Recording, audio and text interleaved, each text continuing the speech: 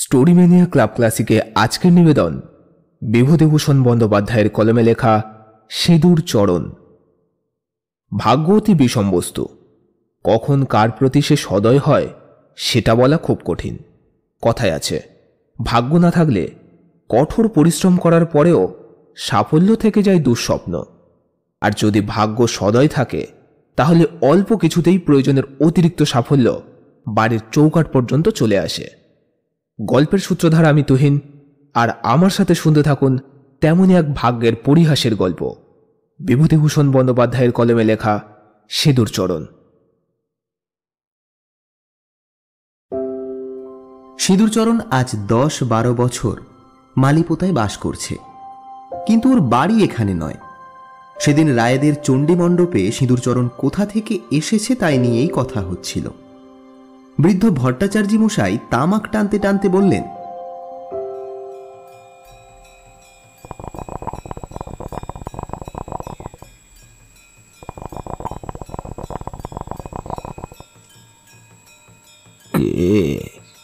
সিঁদুরচরণ? ওর বাড়ি ছিল কোথায় কেউ জানে না, তবে এখানে আসবার আগে ও খবরাপ্রতায় প্রায় 10 বছর ছিল। তার আগে অন্য গায়ে ছিল শুনেছি। গায়ে গায়ে বেরিয়ে বেড়ানোই ওর পেশা। পেশা হয়তো হতে পারে, কারণ সিঁদুরচরণ গরিব লোক। জীবনে সে ভালো জিনিসের মুখ দেখেনি কখনো। কেউ আপনার লোক ছিল না। সম্প্রতি মালিপ্রতাতে এসে বিয়ের চেষ্টাও করেছিল, কিন্তু অজ্ঞাত কুলশীলকে কেউ মেয়ে দেবার আগ্রহ দেখায়নি। মালিপ্রতায় এক বুনো মালি আজকাল ওর সঙ্গে একত্র স্বামী স্ত্রীর মতো বাস করে। তার বয়স ওর চেয়ে বেশি ছাড়া কম নয়। দেখতে মোটা সোটা, বিষকালো রং। মাথার চুলে এখনো পাক ধরেনি বটে, তবে ধরবার বেশি দেরিও নেই। বুনো বলে এদেশে সেই সব কুলি মজুরের বর্তমান বংশধরদের, যারা 100 বছর আগে নীলকুঠির আমলে রাঁচি, হাজারিবাগ, গিরিডি, মধুপুর প্রভৃতি থেকে এসেছিল মজুরি করতে, এখন তারা বেমানুম বাঙালি হয়ে গিয়েছে। ভাষা, ধর্ম, আচার ব্যবহার সব রকমে। পূর্বপুরুষের বাংলা পুজো ভুলে গিয়েছে কতকাল। এখন হরিকীর্তন করে, ঘরে ঘরে মনসা পুজো, ষষ্ঠী পুজো করে, কালীতলায় মানতও করে। এখন যদি এদের জিজ্ঞাসা করা যায়, এই যে তোরা কোন দেশ থেকে এসেছিলি রে, তোদের আপনজন কোথায় আছে, ওরা বলবে, কি জানি বাবু, পশ্চিম থেকে এসেছিলি না? শুনেছি বাপ ঠাকুরদার কাছে। ওই দিকে কোথা থেকে আমাদের 500 পুরুষের আগে এসে বাস করা হয়, সে সত্য যুগের কথা। সিঁদুরচরণ এহেন বুনো মালিকে নিয়ে দিব্যি ঘর করতে থাকে। তার নাম কাতু। হয়তো কাত্যায়নীর অপভ্রংশ হবে নামটা, কিন্তু ওর অপভ্রংশ নামটাই অন্নপ্রাশনের দিন থেকে পাওয়া। ভালো নাম তাকে কেউ দেয়নি। সিঁদুরচরণ পরের গরু চড়িয়ে আর পরের নাঙল চষে জীবনের 40টি বছর কাটিয়ে দেওয়ার পরে বিঘে 3 জমি ওটবন্দি বন্দোবস্ত নিলে। তার জমিতে পরের বছর 10 মণ পাট হলো। সেবার 22 টাকা পাটের মণ। পাট বিক্রি করে সেবার এত টাকা পেল সিঁদুরচরণ। অত টাকা একসঙ্গে তার 3 পুরুষও কখনো দেখেনি। 10 টাকার নোট 22 খানা। হ্যাঁ গা, 10 হাত ফুলনি শাড়ির দাম কত? কেন নেবে? দাও গিয়ে এবার, অনেক দিন যে ভাবছি, বড্ড শখ। এই বয়সে ফুলন শাড়ি পরলি লোকে ঠাট্টা করবে না? কথাটা কিঞ্চিত রূঢ় হয়ে পড়ল মনে হলো সিঁদুরচরণের। অল্প বয়সে ওকে দেবার লোক কেই বা ছিল? আজ বেশি বয়সে সুবিধে যখন হলোই, তখন অল্প বয়সের স্বাদটা পূর্ণ করতে দোষ কি? তারপরে ঘোষেদের দোকান থেকে একখানা ফুলন শাড়ি শুধু নয়, তার সঙ্গে এলো একখানা সবুজ রঙের গামছাও। কাতু খুশিতে আটখানা। সে বললে, শাড়িখানা কি চমৎকার না? খুব ভালো, তোর পছন্দ হয়েছে? তা পছন্দ হবে না? যাকে বলে ফুলন শাড়ি। আর এই গামছাখানা কেমন? অমন গামছাখানা কখনো দেখিনি। ও কিন্তু মুই ব্যবহার করতে পারবো নি প্রাণ ধরে, তাহলে খারাপ হয়ে যাবে। খারাপ হয় আবার কিনে দেব, আমার হাতে কি এখন কম টাকা?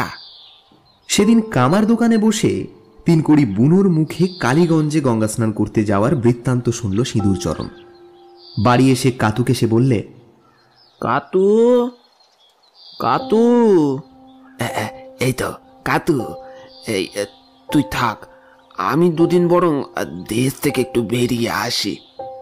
কোথায় যাবা? এই এদিকে বেরিয়ে আসি। আমারে নিয়ে যাবা না? তুই যাস তো চল, ভালোই তো। দুজনে জিনিসপত্র একটা বোঁচকাতে বেঁধে তৈরি হলো। কিন্তু যাবার দিন কাতুর মত বদলে গেল হঠাৎই। সে বললে, তুমি যাও, আমি যাব না। গরুটার বাছুর হবে এই মাসের মধ্যে। যদি আসতে দেরি হয়, বাছুরটা বাঁচবে না। তুই যাবি নে? আমার গেলি চলবে কেমন করে? বাছুরটা মরে গেলি সারা বছর আর দুধ খেতে হবে না। তুমি যাও, আমি যাব না। সুতরাং সিঁদুরচরণ একাই রওনা হলো মোচকা নিয়ে। একবার কেবল বেনাপোল গিয়েছিল গরুর হাট দেখতে। সে জীবনে একবারই মাত্র তার রেলগাড়ি চড়া। পরের চাকরি করতে তার সারা জীবন কেটেছে। স্টেশনে গিয়ে রেলে চড়ে যেতে হবে। সিঁদুরচরণ কাপড়ের খুঁটে শক্ত করে গেরো বেঁধে 2খানা 10 টাকার নোট নিয়েছে। কেউটে পাড়ার কাছে পাঁচু বুনোর দোতলার ঘর, রাস্তার ধারে।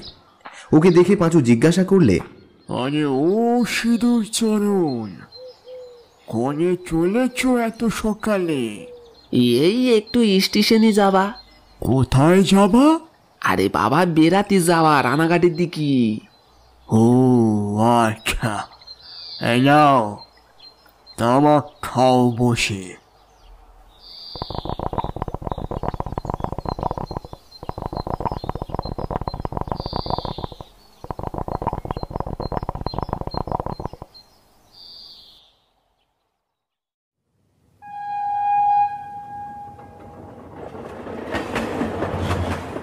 গাড়িতে উঠে সিঁদুরচরণের ভীষণ আমোদ হল। সে আমোদ রূপান্তরিত হলো বারবার ওর ধূমপান করার ইচ্ছায়। ঘন ঘন সে বিড়ি খায়, এই ধরায় আর এই খায়। কয়েকটি বিড়ি খেতে খেতেই রানাঘাটে গাড়ি এসে পড়াতে ও বেশ আশ্চর্য হয়ে পড়ল। 16 মাইল রাস্তা যে এত অল্প সময় এসে পড়বে তাও একদম ভাবতেই পারেনি। রানাঘাটে নেমে এখন কোথায় যাওয়া যায়? এখনো অনেক দূরে যেতে হবে তাকে, যেখানে কখনো সে যায়নি। স্টেশনের এপারে একটা উঁচু মতো রোয়াক বাঁধানো জায়গা, খুব লম্বা। তার দুধারে রেল লাইন পাতা। সেই লম্বা রোয়াকের ওপরে লম্বা একটা টিনের চালা। অত বড় টিনের চালার তলায় বা রোয়াকটার অন্যদিকে লোকে পান, বিড়ি, চা, খাবার ইত্যাদি বিক্রি করছে। লোকজনে কিনছেও, যেন একটা মেলা বসে গিয়েছে। মড়িঘাটার গঙ্গা স্নানের যোগের সময় এরকম মেলা সে দেখেছে। একদল উত্তরে লোক তারই সঙ্গে সেই একই ট্রেন থেকে নেমে বিড়ি টেনে আড্ডা জমিয়েছে টিনের চালার নিচে। ও সেখানে গিয়ে বললে, কনে যাবা? মুকসুদাবাদ, বেলেডাঙ্গা। সে কনে? এই তো উত্তরে। কোথায় গিয়েলে? পাট কাটতে গেছিলাম, ওই কানসোলা, তালহাটি, মেহেরপুর। মেহেরপুরে নসিবুদ্দি শেখের সেনু? আরে তেনার বাড়িতেই তো ছিলাম আমরা। বছর বছর তেনার পাট কাটি, ওই পত্র দিয়ে আমাদের তিনি ডাকেন। মুইও তারে খুব চিনি। তা আপনি কত যাওয়া? বেড়াতে বেরিয়েছি, যদ্দূরে যাওয়া যায় তদ্দূরে যাব। তবুও কত যাবা? আমার সঙ্গে বাহাদুরপুর চলো, আমি সেখানেই যাব। সে কনে? কেষ্টনগর ছাড়িয়ে। তবে পয়সা নিয়ে মোট টিকিটখানা তোমার সঙ্গে নিয়ে এসো ভাইয়া। দাও, টাকা দাও। কত লাগবে? 11 আনা। আধ ঘন্টা পরে লোকটা টিকিট কেটে এনে তার হাতে দিল। সিঁদুরচরণ পুঁটলির মধ্যে থেকে কাতুর দেওয়া ধুপি পিঠে খেতে লাগলো এবং তার সঙ্গীকেও দিল। ধুপি পিঠে আর কিছুই নয়, শুধু চালের গুঁড়োর পিঠে, জলে সিদ্ধ। গুড় ছাড়া সে কঠিন ইটের মতো জিনিস গলা দিয়ে নামে না। কিন্তু গুড় সে সঙ্গে করে আনেনি, কাপড় চোপড়ে লেগে যাবে বলে। ওর সঙ্গী বললে, এই একটু রসগোল্লার রস কিনে আনবো, বড় শক্ত। হ্যাঁ গা, উত্তরের গাড়ি কখন আসবে? এই এলো বলে, নাও তামাক খেয়ে নাও তাড়াতাড়ি। একটু পরেই আরাম করে বসে ওরা তামাক খেতে লাগলো। সঙ্গে সঙ্গে হুড়হুড় করে উত্তরে অর্থাৎ মুর্শিদাবাদের ট্রেন এসে হাজির। চা, পান, পাউরুটি ফেরিওয়ালাদের চিৎকারে প্ল্যাটফর্ম একেবারে মুখরিত হয়ে উঠল। যাত্রীরা ইতস্তত ছুটোছুটি করতে লাগলো গাড়িতে উঠবার জন্য। আর এদিকে হতভম্ব ও কিংকর্ত বিমূঢ় সিঁদুর চরণের হাত ধরে টেনে হিঁচড়ে তার নতুন সঙ্গী তাকে একটা চামড়ায় উঠল। গাড়ি রানাঘাট ছেড়ে দিল। সিঁদুর চরণ এক কুলকে তামাক সেজে হাঁপ ছেড়ে বললে, এর নাম গাড়ি চড়া, কি কাণ্ড। সিঁদুর চরণের মনে হলো কাতুকে কত দূরে ফেলে সে অজানা বিদেশের বিভুঁইয়ের দিকে চলেছে। না এলেই যেন ভালো ছিল। কে জানে বাড়ির বার হলেই এসব হাঙ্গামা ঘটবে। বিদেশের লোক কিরকম তারই বা ঠিক কি, তার টাকা কটাও তো কেড়ে নিতে পারে। তার সঙ্গী তাকে বলে দিচ্ছে, এই দেখো, এই উলো, এই বাত করলো, এই হচ্ছে কেষ্টনগর। তাই নাকি? এই কেষ্টনগর, এ কই দেখি দেখি দেখি, নাম শোনা আছে বহুত দিন আগে যে। সিঁদুর চরণ বিশেষ কিছুই দেখতে পেল না। গোটা কতক টিনের গুদোম, খান কত ঘোড়ার গাড়ি, দু চারটে কোঠা বাড়ি, তাই দেখেই সে মহা খুশি। মস্ত জায়গা কেষ্টনগর।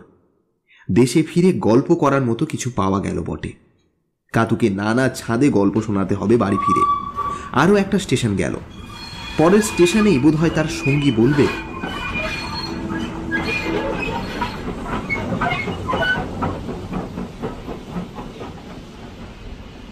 নামো নামো, বাহাদুরপুরে নামো। সিঁদুর চরণ বোচকা নিয়ে প্ল্যাটফর্মে নেমে পড়ল। তখন সন্ধ্যা হয় হয়। সে চেয়ে দেখে ধু ধু মাঠের মধ্যে ছোট্ট স্টেশন। চারিধারে কুল কিনারা নেই এমন এক বড় মাঠ। দূরে দূরে দু চারটে তাল গাছ আর বাঁশবন। সিঁদুর চরণের বুকের মধ্যেটা হু হু করে উঠল। কোথায় কাতু, কোথায় তাদের মালিপোতা? সব ফেলে সে আজ এই কোথায় কত দূরে এসে পড়েছে। মনে মনে বললে, এন ধারা বিদেশে মানুষ আসে, ভগবান এ তুমি কোথায় নিয়ে এসে ফেললে মোরে। চলো, কনে যাব? মোদের গায়ে চলো, এখান থেকে মাত্র 2 কোষ পথ। সেখানে যাব? আরে যাবা না তো কোথায় থাকবা? খেতে দিতে হবে তো নাকি? কি নাম তোমাদের গা? গোয়ালবাথান, নাগরপাড়া। অগত্যা সিঁদুর চরণ চলল নাগরপাড়া, তার নতুন সঙ্গীর বাড়ি। ক্রোশ 2 হাঁটবার পরে এক গায়ে ঢোকবার মুখেই ছোট্ট চালাঘর। সেখানে গিয়ে তার বন্ধু বলল, এলো, এই মোদের বাড়ি। ভাত পানি খাও, হাত মুখ ধো। ভাত পানি খাবো কি? মুই কোনে এসে পড়েছি তাই শুধু ভাবতে নিয়ে গেছি। কদ্দূর আসবা আবার? কোথায় ছিলাম আর কোনে এলাম। উফ, এ পৃথিবীর কি সীমে মুড়ো নেই? হ্যাঁ গা, আর কদ্দূর আছে এই দিকে? আরে তুমি কি পাগল নাকি? কি বলে আর কি করে? লাও ভাত পানি খাও। ভাত খেয়ে সিঁদুর চরণ গ্রামের মাঠের দিকে বেড়াতে গেল। বড় বড় মাঠ, দূরে তাল গাছ। এত বড় মাঠ তাদের দেশে সে কখনো দেখেনি। আর চারিদিকেই আখের ক্ষেত। ওই কি একটা গ্রাম দেখা যায়? ওর পরেও কি পৃথিবী আসে ওইদিকে? বাবা! একজন লোককে সে বললে, হ্যাঁ গা, এইদিকে এত আখের চাষ কেন? কেন? পেলে গাঙায় চিনির কল আছে, আখ তো সেখানে মন দরে বিক্রি হয় গো। সব আখ? আরে এ কি আখ তুমি দেখছো? বেলে গাঙার ওদিকে শাক, সত্য তোর 100 বিঘের এক মন বন্ধ শুধু আখ। হ্যাঁ,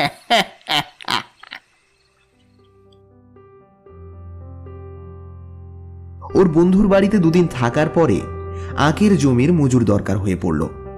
ওদের পরামর্শে সিধুচরণও আখের খেতে আখ কাটবার কাজে লেগে গেল। 8 আনা রোজ।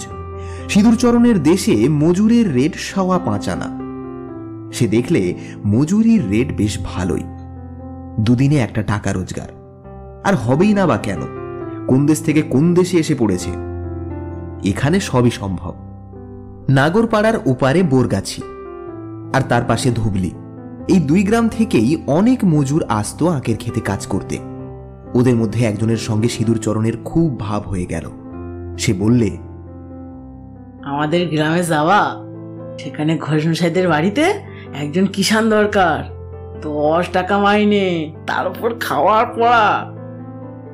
সিধুচরণের কাছে এই প্রস্তাব লোভনীয় বলে মনে হলো। তাদের দেশে কৃষাণদের মাইনে 5 টাকার বেশি নয়। খাওয়া পড়ার কথা তো ওঠেই না সেখানে। এবার পাটের দাম বেশি হওয়াতে কৃষাণদের রেট 1 টাকা বেড়েছে মাসে। তাও কতদিন এই চড়া রেট টিকবে? তাই হাতে কিছু টাকা করে নেওয়া যায় এদেশে থাকলে। কিন্তু এত দূরে বিদেশে সে থাকবেই বা কদিন?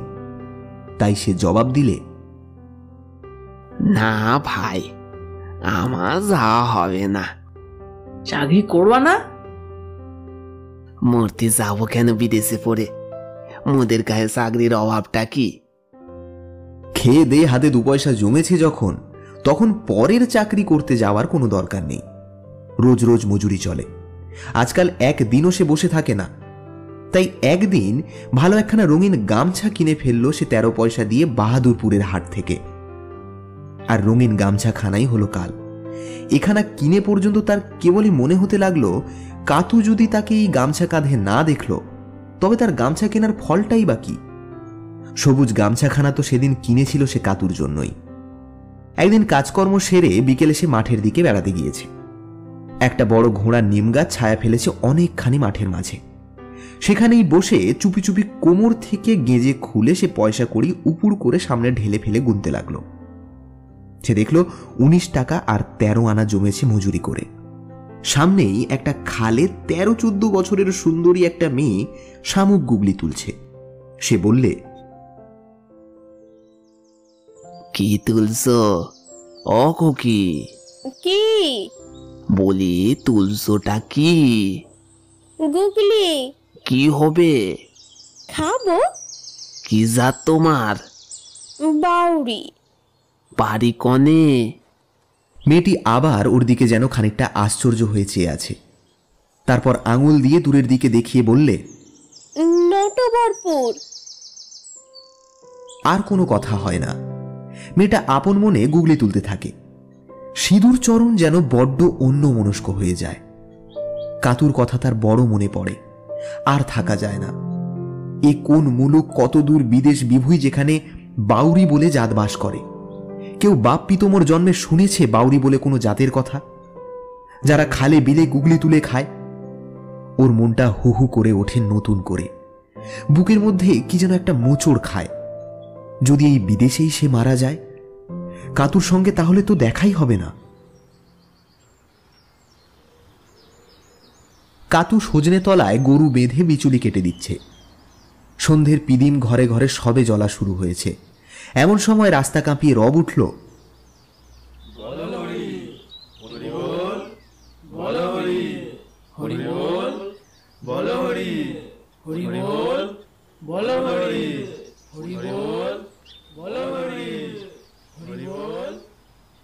ব্যাপারটা নতুন নয়।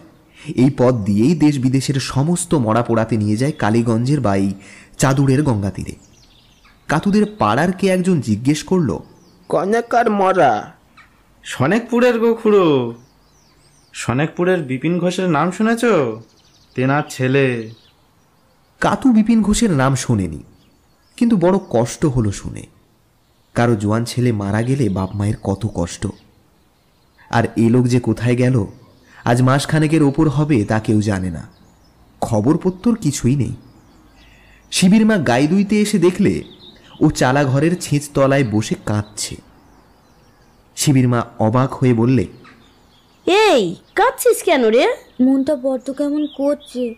দূর, বাছুরটা ধর, এদিকে আইদিনি। একটা মরা নিয়ে গেল, দেখলি? বিপিন ঘোষের ছেলে নিয়ে গেল, তা তোর কি? মর মাগি, বাছুরটা ধর, এক্ষুনি পিয়ে যাবে। শিবির মা পাড়ায় গিয়ে রটিয়ে দিলে সিঁদুর চরণ নাকি কাতুকে ফেলে পালিয়েছে, আর আসবে না। এই কদিনে বোঝা গেল। অনেকে সহানুভূতি দেখালে, কেউ কেউ বললে বিয়ে করা স্বামী নয় তো, গিয়েছে তা কি হবে, গরুটা তো রয়েছে, অমন ভালো বকনা বাছুরটাও হয়েছে, সব ওরই রইল। আরো দিন 15 কাটল। কাতুর চোখের জল আর শুকোয় না। রোজ সন্ধেবেলায় ওর মন হু হু করে। এমন বকনা বাছুর হলো গরুটার। বার দোয়া শেষ করে আজ সেই গরু 1.5 সের দুধ দিচ্ছে দুবেলায়। ও এসে দেখুক, নইলে ঘরে এসে আগুন ধরিয়ে এসে চলে যাবে একদিকে, যেদিকে তার দু চোখ যায়। পাড়ার ছিচরণ সর্দার আজকাল ওর বাড়িতে বড় যাতায়াত শুরু করেছে, ঠিক যে সময়টিতে কেউ থাকে না, অর্থাৎ ভোর সন্ধেবেলাটি। বাঁশবনে রোদ মিলিয়ে গিয়েছে। ঠিক সেই সময় ছিচরণ এসে বললে, ও কাতু, কি ঘরে আছিস? কেনে? একটু তামাক খাওয়া না রে। তামাক নেই গো। তাহলে পান সাজ একটা। পান কোনে পাবো? মানুষ ঘরে না থাকলে ওসব থাকে। তুমি এখন যাও। ছিচরণ সর্দার দম্বার পাত্র নয়। তার স্ত্রী বিয়োগ হয়েছে আজ 2 বছর। অবস্থাও ভালো। 1 আউড়ি ধান ঘরে তুলেছে গত ভাদ্র মাসে। একবার চড়া পাটের বাজারে 30 মণ পাট বিক্রি করেছে। লোকে তাই খাতির করে চলে ওকে। শিবির মা রোজ গায়ে দুইতে এসে ছিচরণের ঐশ্বর্যের ফিরিস্তি কাতুকে শুনিয়ে যায় অকারণে। আর এদিকে ছিচরণ নিজেও 2-1 দিন অন্তর আসে। বসতে না বললেও দাঁড়িয়ে দাঁড়িয়েই গল্প জমাবার চেষ্টা করে। কাতুর ভালো লাগে না এসব, তাই আর কিছুদিন সে দেখবে। তারপর গরু বাছুর বিক্রি করে দিয়ে সে বেরিয়ে পড়বে একদিকে। সেদিন ছিচরণ আবার এসে হাজির।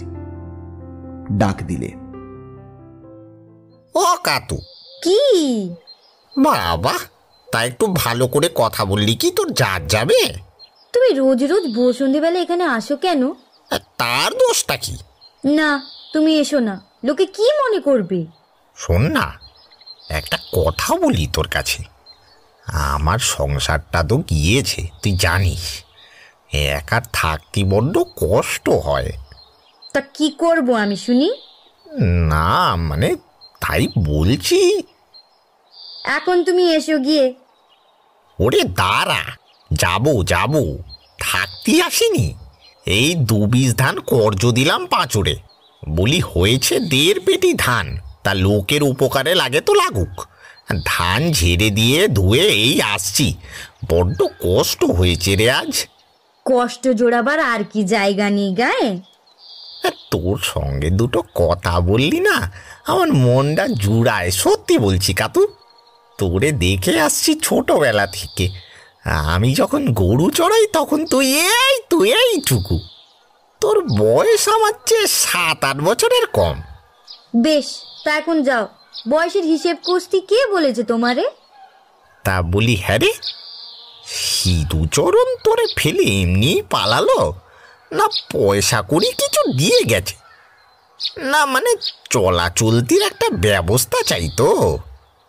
সেজন্যই তোমার দরে গিয়ে কেঁদে পড়লাম। মুই জিজ্ঞেস করি। ছিচরণ বেগতিক দেখে আস্তে আস্তে চলে গেল। কাতু কাঁদতে বসল। তার বয়স হয়েছে একথা সত্যি, প্রায় 45-এর কাছাকাছি, কি তার চেয়েও বেশি। ঘর সংসার বলে জিনিসের মুখ এই কবছর হলো সে দেখেছে সিঁদুরচরণের কাছ থেকে। আবার কোথায় যাবে এই বয়সে সে? একটা পেট তার চলে যাবে। ভিক্ষে করা তো আর কেউ কেড়ে নেবে না। 2 দিনের গেরস্থালি ভেঙে যদি যায়, আর কোথাও গেরস্থালি বাঁধবে না। সব ছেড়ে সে পথে বেরিয়ে পড়বে। শিবির মা এসে দৌড়ে দাঁড়ালো। কাতু জানে ও কেন এসেছে। সে বললে, একটু হলুদ বাটা দেবা? 2 সের হলুদ এনেছিলাম ছিচরণ সর্দারের বাড়ি থেকে, তা ফুরিয়ে গিয়েছে। ওর ঘরে কোনো জিনিসের অভাব নেই। হলুদ বলো, ঝাল বলো, পেঁয়াজ বলো, সর্ষে বলো, সব মজুদ। গুড় আমাদের দেয় বছরে 1 খানা করে। ওর ঘরে 4-5 মণ গুড় হয় ফি বছর। তা এখন হলুদ বাটা নেবা? এ হলুদ বানা? তা দাও একটু, মাছ রাঁধবো যে। তবে নিয়ে যাও। তোমার শরীর খারাপ হলে দেখাশোনা করে কি তাই ভাবছি। সে ভাবনা তোমায় ভাবটি কেটা গলা ধরে সেধেছে শুনি? কথা শুনলে গা জ্বলে যায়। ঠিক সেই সময় উঠোনের মাঝখানে দাঁড়িয়ে কে ডাক দিলে, ও কাতু, কাতু। কাতু চমকে উঠে পরক্ষণে দাওয়া থেকে ছুটে নেমে এসে তাকে বললে, তুমি? ও মা, আমি কোনে যাব? শিবির মা অন্য দিক দিয়ে পালানোর পথ আর খুঁজে পেল না শেষে। এই হলো সিঁদুরচরণের বিখ্যাত ভ্রমণের ইতিহাস। এরপর থেকে মালিপোতা গ্রামের মধ্যে বিখ্যাত ভ্রমণকারী বলে সে গণ্য হয়ে রইল। 10 বার ধরে এ গল্প করেও তার ভ্রমণ কাহিনী আর ফুরালো না। লোকে আঙুল দিয়ে তাকে দেখিয়ে বলে, ওই লোকটা বাহাদুরপুর গিয়েছিল, জোয়ান বয়সেও বড় বেরিয়েছে দেশ বিদেশ। অবশ্যই সিঁদুরচরণকে দেখতে নিতান্ত সাধারণ মানুষের মতোই, তার মধ্যে যে অত বড় গুণ লুকিয়ে আছে তা তাকে দেখে বোঝবার উপায় ছিল না। মানুষের কীর্তি মানুষকে অমর করে রাখে। সিঁদুরচরণের খ্যাতি আমার কানেও গিয়েছিল। ঝুমরির বাগানের মধ্যে দিয়ে সিঁদুরচরণ হাট থেকে সেদিন ফিরছে। আমি বললাম, সিঁদুরচরণ, তুমি নাকি বাহাদুরপুর গিয়েছিলে? তা গিয়েছিলাম বাবু, অনেক দিন আগে। বটে? আচ্ছা, তা সে কত দূর? আপনি কেষ্টনগর চেনো? না চিনলেও নাম শোনা আছে। কোন দিকে জানো? তা কি করে জানবো, আমি কি সেখানে গিয়েছি? বাহাদুরপুর কেষ্টনগরের 2 স্টেশন পরে। কথা শেষ করেই সিঁদুরচরণ আমার মুখের দিকে চেয়ে রইল, বোধহয় এটা দেখবার জন্য যে তার কথা শুনে আমার মুখের চেহারার কিরূপ পরিবর্তন হয়। এতক্ষণ শুনছিলেন বিভূতিভূষণ বন্দ্যোপাধ্যায়ের কলমে লেখা সিঁদুরচরণ। বিভিন্ন চরিত্রে তুহিন, অভিজিৎ, উমা, পৌতুষা, রকি, পথিক ও শুভ্র। এখন এই পর্যন্ত। পরবর্তী পর্ব নিয়ে ফিরছি খুব শীঘ্রই। ততক্ষণ শুনতে থাকুন, শোনাতে থাকুন আমার প্রিয়, আপনার প্রিয় স্টোরি ম্যানিয়া ক্লাব। সাথে সুস্থ থাকুন, ভীষণ ভালো থাকুন। ধন্যবাদ।